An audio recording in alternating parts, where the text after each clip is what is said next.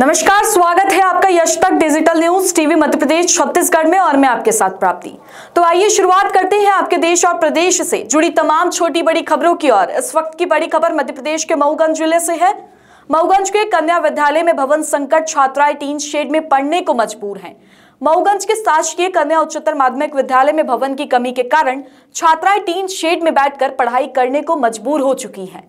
मऊगंज के शासकीय कन्या उच्चतर माध्यमिक विद्यालय में भवन की कमी के कारण छात्राएं टीन शेड में बैठकर पढ़ाई करने को मजबूर हैं।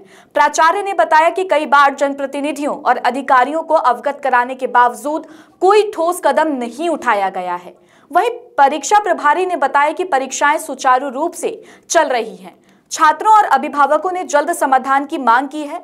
उन्होंने कहा है कि छात्राएं टीन शेड में पढ़ने को मजबूर हैं, जो उनके शिक्षा और स्वास्थ्य के लिए हानिकारक है। इस मामले में स्थानीय प्रशासन की ओर से कोई आधिकारिक बयान नहीं आया है, लेकिन स्थानीय लोगों का कहना है कि उन्हें उम्मीद है कि जल्द ही इस समस्या का समाधान होगा। छात्राओं ने बताया कि टीन शेड में पढ़ने के कारण उन्हें बहुत परेशानियां होती हैं। उन्होंने कहा कि गर्मी के मौसम में टीन शेड में पढ़ना बहुत मुश्किल होता है और उन्हें लगता है कि उनकी शिक्षा प्रभावित हो रही है। अभिभावकों ने इस मामले में अपनी चिंता व्यक्त की है। उन्होंने कहा है कि वो अपनी बेटियों को अच्छी शिक्षा दिलाना चाहते हैं, लेकिन टीन शेड में पढ़ने के कारण उन्हें लगता है कि उनकी बेटियों की शिक्षा प्रभावित हो रही है। इस मामले में स्थानीय प्रशासन को जल्द से जल्द कार्रवाई करने की आवश्यकता है। उन्हें छात्राओं के लिए एक सुरक्षित और सुविधाजनक वातावरण प्राप्त करने के लिए एक नए भवन का निर्माण करना चाहिए। Bureau report. ये बताइए कि अभी आपके विद्यालय की मूलभूत आवश्यकताएं क्या हैं? पहले तो सर अपने विद्यालय का नाम और अपना नाम बताएं। मेरा नाम उमा शंकर सोनी, प्रभारी प्राचार्य। विद्यालय का नाम शासकीय कन्या उच्चतर माध्यमिक विद्यालय मऊगंज है जी। हमारे यहाँ की मूलभूत समस्याएं ये है कि हमारे विद्यालय में कक्षों की संख्या बहुत कम है, बिल्डिंग नहीं है, जिस कारण से पढ़ाई बाधित होती है। शिक्षक तो पर्याप्त हैं, लेकिन बिल्डिंग के अभाव के कारण पढ़ाई सही ढंग से नहीं हो पाती है। आप कब से यहाँ पर हैं? हम तो प्रभारी प्राचार्य के रूप में 23 सितंबर 23 से पदस्थ हैं, लेकिन मैं तो यहाँ प्रधानाध्यापक पद पर 2006 से जुलाई 2006 से। आपके यहाँ बच्चे कितने हैं? हमारे यहाँ बच्चे जो हैं 870 हैं। कक्षा 1 से 12 तक क्लासेस चलते हैं और 8 से 870 छात्राएं हैं। अभी किस तरह से बच्चों की क्लास अटेंड की जा रही है? हो गया, सेक्शन कम कर देते हैं। एक सेक्शन में छात्र संख्या ज्यादा हो जाती है, जिस कारण से पढ़ाई चल रही है, लेकिन जैसा शासन का निर्देश है उस अनुरूप सेक्शन नहीं हो पा रहा कक्षों की कमी के कारण। इस मामले को लेके आपने यहाँ के जो आपके संबंधित अधिकारी हैं उनको कल पत्र वगैरह लिखा? हाँ, सबको सूचित किया गया, अधिकारियों को बताया भी गया, लेकिन अभी तक कोई ठोस कदम शासन द्वारा नहीं उठाया गया। क्या चाहते हैं आप? हम ये चाहते हैं कि बिल्डिंग जो है पर्याप्त संख्या में मिल जाए, कमरे मिल जाए, जिस कारण से उनको छात्र अनुपात के अनुसार कक्षा में सेक्शन बना दिया जाए, जिस कारण से पढ़ाई सुचारू रूप से चल सके। क्या यहाँ के जनप्रतिनिधियों से कभी आपने इस बारे में चर्चा? हाँ, यहाँ जनप्रतिनिधियों से भी चर्चा की गई, 2 बार 3 बार मीटिंग भी होती है तो बताया जाता है, लेकिन हो गया, सुन लेते हैं, लेकिन अभी तक कोई कदम नहीं उठा है। चलिए, जानकारी देने के लिए धन्यवाद।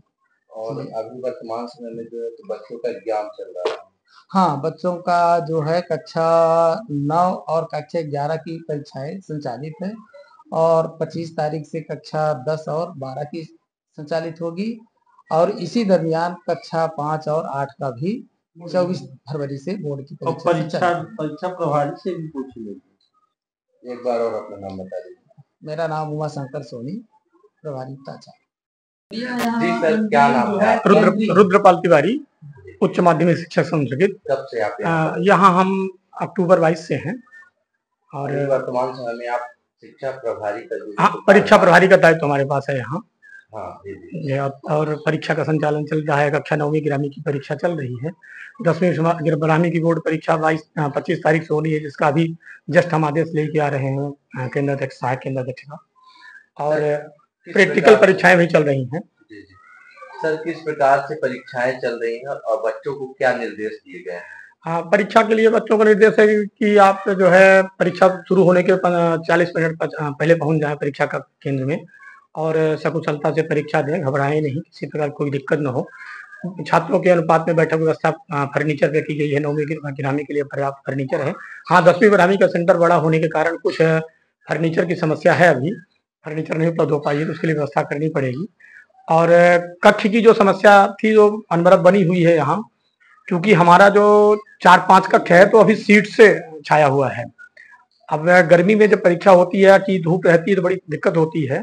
इस वजह से एक और समस्या हमारे यहाँ रहती है कि परीक्षा के दरमियान भी विद्यालय के बगल में हॉस्पिटल है, तो हॉस्पिटल से उनका जो मटेरियल निकलता है उसकी वजह से बड़ी गंदगी भी आती है, तो इससे हम लोग परेशान रहते हैं। बीएमओ साहब से भी कई बार हम लोगों को लिखित में कहा है, तो अब तो थोड़ा सा है, उसके कारण से हमारा कार्य जो है बाधित होता है। बगल में ठीक बाउंड्री के उस पार जो है सिविल अस्पताल है, तो उनका मटेरियल निकलता है, उसकी वजह से बदबू ज़्यादा आती है, तो ये प्रभावित होता है। पिछले साल की परीक्षा में तो बड़ी समस्या हुई, उनका पानी इधर आने लगे कि बोर्ड परीक्षा हमारी दिक्कत होगी करने में। तो इस तरह की समस्याएं आती हैं, शेष कोई दिक्कत की बात नहीं रहती, परीक्षा संपन्न होती है और हमारे विद्यार्थी जिस अनुरूप में होना चाहिए परीक्षा के लिए उस अनुरूप में लगे रहते हैं। हमारा रिजल्ट भी अच्छा रहता है, परीक्षा परिणाम भी विद्यार्थियों का जिले में 1 नंबर पर आता है। अच्छा, बच्चे नकल वगैरह करते पकड़े गए क्या करते? नहीं, नकल की तो संभावना ही नहीं है। कन्या मऊवन के नाम पर ही जो है पहले से लोग जानते हैं कि कन्या मऊवन सेंटर है, जिनके बारे में बात रहती है, तो पहले से ही उनके दिमाग में बात हो जाती है कि हमारा कन्या मऊवन है। हम तो अभी आए यहाँ, जब हम पढ़ते थे तब भी कन्या मऊवन का नाम उसका रेपुटेशन हाँ पहले से ही बना है, कन्या मऊवन के नाम पर ही है, कोई नकल की बात ही नहीं आती। गेट के बाउंड्री के उस पार ही वो जो आएगा उसमें सतर्क रहेगा नकल के। एक बार और अपना नाम बता। रुद्रपाल तिवारी, उच्च माध्यमिक शिक्षक संस्कृत।